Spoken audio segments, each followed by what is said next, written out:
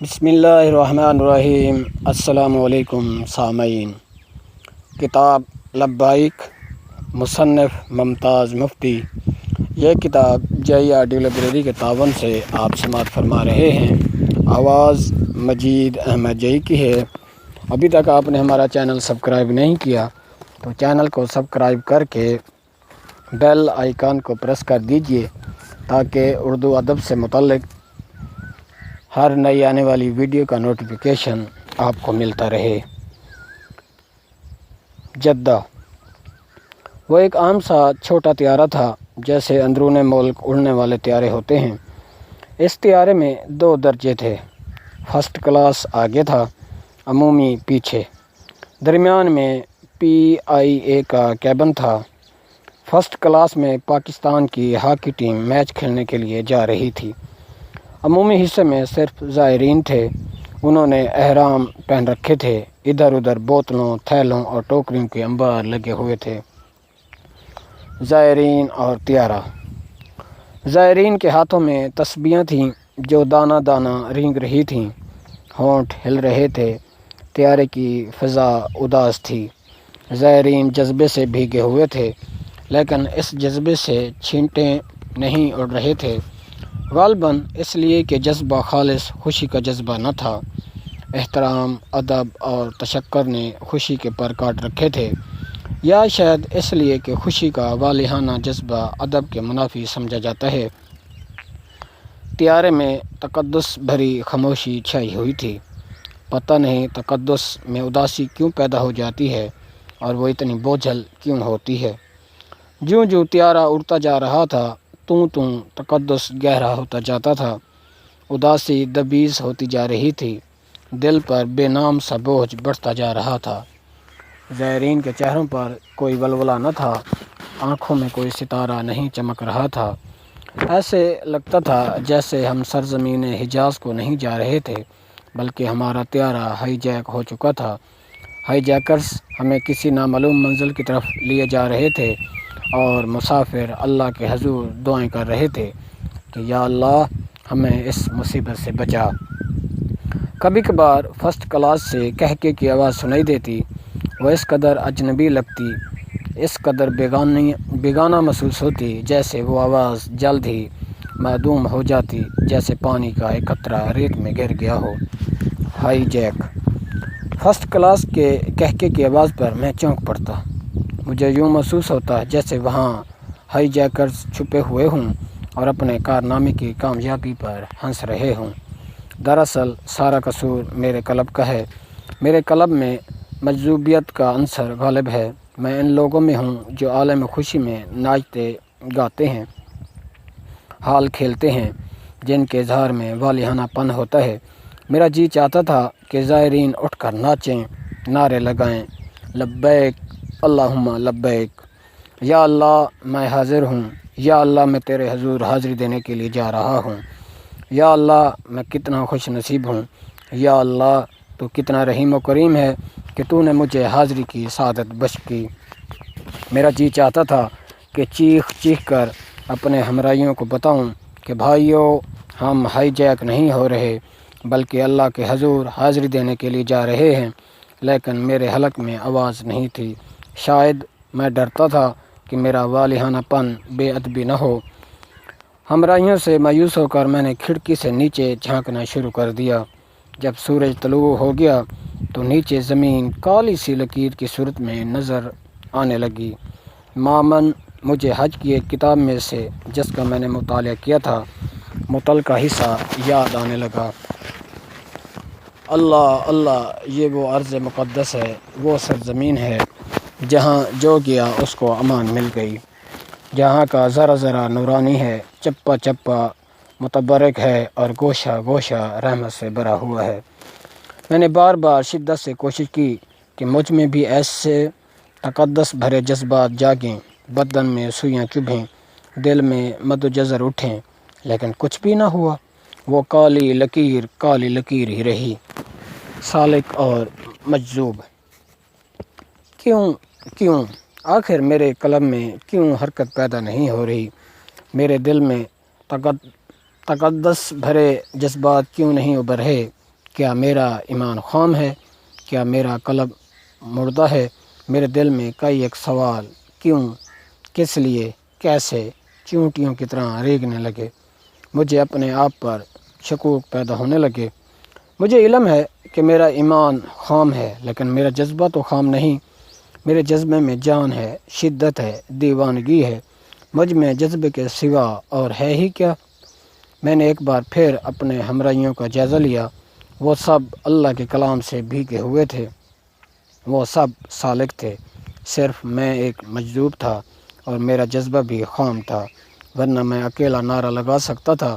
میں اس کھڑے پانی میں اللہ اکبر کا کنکر پھینک کر حرکت پیدا کر سکتا تھا، لیکن میں بھی چپ بیٹھا رہا۔ طیارے پر وہی خاموشی، متفکر، اداس، تقدس بھری کیفیت طاری رہی۔ ہونٹ ہلتے رہے، تسبیحیں رینگتی رہیں، دلوں پر بوجھ بڑھتا رہا، اداسی دبیز تر ہوتی گئی، طیارہ ہائی جیک ہوتا رہا، صدیاں بیت گئیں۔ پھر دفتن کپتان کی آواز سن کر سب چونک پڑے۔ پیٹیاں باندھ لیجئے، سرگٹ بجھا دیجئے، تھوڑی دیر میں ہم جدہ ایئرپورٹ پر لینڈ کرنے والے ہیں۔ جہاز رک گیا۔ Jeddah airport. ہم سب باری باری طیارے سے باہر نکلے۔ سامنے ایک عام سا میدان تھا، ویسی ہی زمین جیسی ہمارے ہاں ہوتی ہے، ویسی ہی مٹی، دور ویسی ہی چھوٹی پہاڑیاں جیسے کہ ایئرپورٹوں کے پس منظر میں ہوتی ہیں۔ پتہ نہیں کیوں میں سمجھتا تھا وہاں کہ مٹی اور رنگ کی ہوگی، صدیوں پرانی، بے جان، کالی کالی، لیکن وہ تو تازہ تھی۔ ہوا بھی ویسے ہی چل رہی تھی جیسی ہمارے ایئرپورٹ پر چلتی ہے، کوئی بھی فرق نہ تھا۔ اس وقت میری کیفیت بالکل اس ناٹی بوائے کی سی تھی جو اپنے گاؤں سے بھاگ کر سکاٹ لینڈ پہنچا تھا اور یہ دیکھ کر حیران رہ گیا تھا کہ وہاں کی زمین اتنی ہی سخت تھی، وہاں کے بیرے ویسے ہی مٹیالے تھے، وہاں کا غز اتنا ہی لمبا تھا۔ دیر تک میں اپنے جوتوں میں کھڑا حیرت اور مایوسی سے چاروں طرف دیکھتا رہا، کوئی چیز بھی تو مختلف نہ تھی۔ پھر دفتن میری نگاہ زائرین پر جا پڑی۔ ڈھیلے ڈھالے احرام پہنے، ٹوکریاں، بیگ، کمبل، تھیلے اٹھائے، سر لٹکائے، وہ سب چپ چاپ کھڑے تھے۔ دفتن مجھے خیال آیا کہ اس منظر میں سب سے عجیب و غریب چیز ہم خود ہیں، زائرین۔ اس کے باوجود میرا جی چاہتا تھا کہ ہم میں سے کوئی اس مقدس سرزمین پر پاؤں رکھنے کی خوشی میں والہانہ انداز میں دونوں بازو اٹھا کر یا علی کا نعرہ لگائے اور پھر وجدان کی کیفیت میں چلائے، یا اللہ میں حاضر ہوں، اور پھر حضوری کی خوشی سے بے خود ہو کر دمادم مست کلندر کی دھمال شروع کر دے۔ لیکن زائرین سر لٹکائے کھڑے رہے حتیٰ کہ ایک وسیع و عرض بس آ کر ہمارے سامنے رک گئی اور ایک اعلان گونجا، خواتین و حضرات، بس میں تشریف رکھیں، سامان سامان سامان۔ بس زائرین کو لے کر ایک بڑے سے شیڈ کے سامنے جا رکی۔ لدے پھدے مسافر شیڈ کے ایک حصے میں رکھی ہوئی بینچوں پر بیٹھ گئے اور اپنے سامان کا انتظار کرنے لگے۔ سامان آیا تو ایک افراتفری مچ گئی، سب نے شیڈ کے اس حصے پر دھاوا بول دیا جہاں سامان اتارا جا رہا تھا۔ ہاتھوں میں ٹوکریاں، بیگ، تھیلے، بوتلیں، کندھوں پر لٹکتے ہوئے کمبل، لوئیاں سنبھالتے ہوئے وہ سب سوٹ کیسوں، ترنگوں اور بیگوں اور بستروں کی طرف بڑھے۔ پھر ایک شور اٹھا، یہ سوٹ کیس میرا ہے، میرا بیگ کہاں ہے، میری ٹوکری یہاں پڑی تھی، میرا سامان نہیں آیا، میرا سامان۔ 2 گھنٹے تک متواتر شیڈ میں نفسا نفسی کا عالم رہا۔ 2 گھنٹے مسلسل سامان سامان سامان کی آوازیں گونجتی رہیں۔ سامان کدھر گیا، سامان سنبھالو، سامان چیک کر لو، سامان پکڑو، سامان دے دو، میرا سامان، ہائے میرا سامان۔ وہ ہونٹ جو طیارے میں ہل رہے تھے شیڈ میں ساکت ہو گئے۔ تسبیحیں جو سفر کے دوران انگلیوں میں رینگتی رہی تھیں رک کر کلیوں میں چڑھ گئی۔ چہرے جو تقدس بھری امیدوں سے منور تھے سامان کی لگن میں متفکر ہو کر بجھ گئے۔ اس وقت ایسے لگتا تھا جیسے ہم سب نے اتنا لمبا سفر صرف اس لیے اختیار کیا تھا کہ جدہ ایئرپورٹ کے اس شیڈ سے اپنا سامان حاصل کر سکیں۔ اس وقت سامان کے سوا کائنات میں کچھ بھی نہ تھا۔ سامان ہماری منزل تھی، سامان ہمارا مقصود تھا، سامان ہمارا مطمع نظر تھا۔ کسی کو یاد نہ رہا تھا کہ ہم زائرین ہیں، کہ ہم وہاں حج کرنے کی غرض سے آتے ہیں۔ کسی کو شعور نہ تھا کہ یہ وہ سرزمین ہے جہاں بے سر و سامان بن جاتی ہے۔ وہ سب چلا رہے تھے، اے سامان میں حاضر ہوں، تیرا کوئی شریک نہیں، اے سامان میں حاضر ہوں۔ آہستہ آہستہ بھیڑ چھٹ گئی، باری باری سب اپنا اپنا سامان سینے سے لگائے شیڈ سے باہر نکل گئے۔ جب میں باہر نکلنے لگا تو دروازے پر کھڑے افسر نے میرا پاسپورٹ دیکھ کر کہا، آپ ایئرپورٹ سے باہر نہیں جا سکتے۔ کیوں؟ میں نے حیرانی سے پوچھا۔ کیونکہ آپ نے ابھی تک معلم نامزد نہیں کیا اور واجبات ادا نہیں کیے۔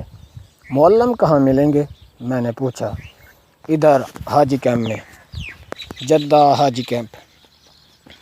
حاجی کیمپ ایک وسیع اور سہ منزلہ عمارت تھی۔ صحن کھچا کھچ بھرا ہوا تھا، جگہ جگہ سامان کے انبار لگے ہوئے تھے۔ سوٹ کیس، ٹرنک، بستر، ٹوکریاں، بیگ، تھیلے، سامان کے ارد گرد اور اوپر ملک کے زائرین بیٹھے تھے، کھوئے ہوئے، متفکر، پریشان حال۔ ان کے ارد گرد کھلے برآمدوں میں بنے ہوئے سٹالوں میں سعودی حکومت کی مختلف محکموں کے کارندے مصروف کار تھے۔ سٹالوں پر بورڈ آویزاں تھے، وزارت حج، وزارت صحت، شعبہ انتظامیہ۔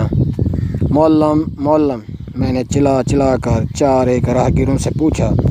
کسی نے میری طرف توجہ نہ دی، ہر کوئی شدت سے مصروف تھا، اپنے آپ میں گم تھا۔ معلم اطلاعات کے کاؤنٹر پر کھڑے ہو کر میں چلایا۔ کاؤنٹر پر کھڑے کارکن نے جواب میں قرآن کریم کی ایک آیت پڑھ دی اور پھر وہ اپنے کام میں لگ گیا۔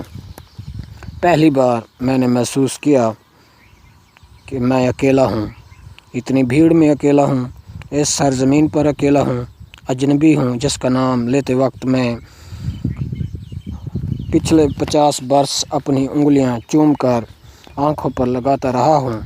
اس گھر کی دہلیز پر اکیلا ہوں جس کے نام سے زندگی بھر میرے جسم پر رونگٹے کھڑے ہوتے رہے ہیں۔ دیر تک میں حاجی کیمپ کے وسیع اور صحن میں تنہا آوارہ پھرتا رہا۔ پھر 2 عرب جھگڑتے ہوئے میرے پاس سے گزرے۔ وہ بار بار معلم کی تکرار کر رہے تھے۔ میں ان کے پیچھے چل پڑا، اس امید پر کہ شاید کسی معلم تک پہنچ جاؤں۔ حاجی کیمپ کے ایک کونے میں وہ دونوں زینہ چڑھنے لگے، میں ان کے پیچھے لگا رہا۔ اوپر برآمدے میں پہنچا تو ایسا ریلا آیا کہ وہ دونوں نہ جانے کہاں غائب ہو گئے۔ ان کے جانے کے بعد میں پھر اکیلا رہ گیا۔ دیر تک اس بھیڑ میں اپنے کندھے چھیلتا رہا۔ ناگہاں میری نظر کمروں کے دروازوں پر جا پڑی۔ دروازوں پر جگہ جگہ معلموں کے بورڈ لگے ہوئے تھے، معلم ہی معلم۔ اب سوال یہ تھا کہ کون سے معلم کے پاس جاؤں؟ کوئی ایسا معلم ہو جو پاکستانی زائرین سے متعلق ہو۔ یہ سفر نامہ جائی آڈیو لائبریری کے تعاون سے آپ سماعت فرما رہے ہیں۔ آواز مجید احمد جائی کی ہے۔ ابھی تک آپ نے ہمارا چینل سبسکرائب نہیں کیا تو چینل کو سبسکرائب کر لیجئے اور بیل آئیکن کے بٹن کو پریس کر دیجئے تاکہ اردو ادب سے متعلق جو بھی ویڈیو اپلوڈ ہو اس کا نوٹیفیکیشن آپ کو ملتا رہے۔ معلم۔ حاجی کیمپ کے اس برآمدے میں گھومتے پھرتے میں نے محسوس کیا جیسے میں کسی پاکستانی کچہری کی اس جانب آ پہنچا ہوں جہاں وکیلوں کے منشی بڑے بڑے تختوں پر ڈسک رکھے ہوئے بیٹھے ہوتے ہیں۔ برآمدے میں لوگوں کا تانتا لگا ہوا تھا۔ ان میں زائرین بھی تھے اور دوسرے بھی، سبھی اپنے اپنے کام میں کھوئے ہوئے تھے، بحث و مباحثے میں مصروف تھے، جیسے کچہریوں میں موکل اپنے اپنے مقدمے کی تفصیلات پر تبصرے کرتے ہوئے ادھر ادھر گھومتے پھرتے ہیں۔ کمرے کے اندر موکلوں کی بھیڑ لگی ہوئی تھی۔ وکیل اور معلم اپنے اپنے ڈسک پر بیٹھے کاغذات کی پڑتال کر رہے تھے، لوگوں کو سمجھا بجھا رہے تھے، رقمیں وصول کر رہے تھے، کاغذات پر مہریں ثبت کر رہے تھے۔ آدھ گھنٹہ گھومنے پھرنے کے بعد میں محسوس کرنے لگا جیسے مجھ پر کسی نے مقدمہ کر رکھا ہو اور میں اس مصیبت سے چھٹکارا پانے کے لیے لاہور کی کسی چھوٹی کچہری میں وکیل کی تلاش میں سرگرداں تھا۔ حج کا خیال تو ذہن سے بالکل نکل چکا تھا۔ السلام علیکم، ایک پاکستانی صاحب میرے پاس آ کھڑے ہوئے۔ آپ کا نام ممتاز مفتی ہے کیا؟ میں نے حیرت سے ان کی طرف دیکھا۔ جی ہاں، میں نے جواب دیا۔ ہاں، میں ممتاز مفتی ہوں۔ میں نے اپنی یادداشت کو للکارا لیکن لا حاصل، وہ میرے لیے اجنبی تھے۔ کہنے لگے، آپ کو معلم نامزد کرنا ہے نا؟ جی، میں نے کہا۔ تو آئیے، وہ بولے، میں ضروری کارروائی کروا دوں۔ وہ صاحب مجھے کمرے میں لے گئے۔ دیر تک وہ معلم سے عربی میں بات کرتے رہے، پھر مجھ سے رقم لے کر ادائیگی کی، کاغذات پر مہریں لگوائیں اور آخر میں اطمینان کا سانس لے کر کہنے لگے، لیجئے